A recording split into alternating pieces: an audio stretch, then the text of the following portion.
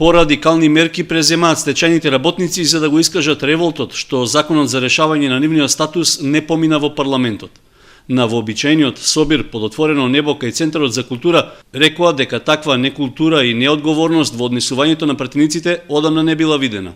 На работната средба им се придружи и председателката на Сдруженијето на стечени работници УНИТ, Лилјана Ѓоргиевска. Таа рече дека и покрај молбите и ветувањето оти ќе добијат некакви бенефиции, стечајците уште еднаш биле измамени, зашто не јавија протести пред домовите на народните представници во собранието. По пети пат не се изгласа предлог закон, затоа сакаме да изразиме едночасова револт, значи пред пратеници, за да ги кажемо дека грешат. И други пут да мислат како ќе гласат. Да не се ставља партиски интереси пред народот, зашто овај народ ги е гласал.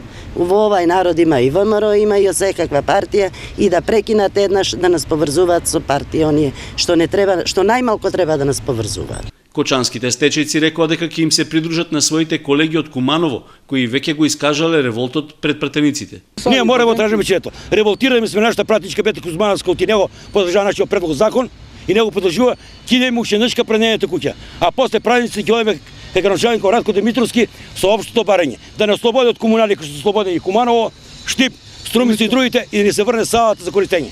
Стечајците најавија дека в петок ќе достават писмено известување до полицијата, оти имаат намера да организираат мирен протест, што е закажан за сабота во 11 часот.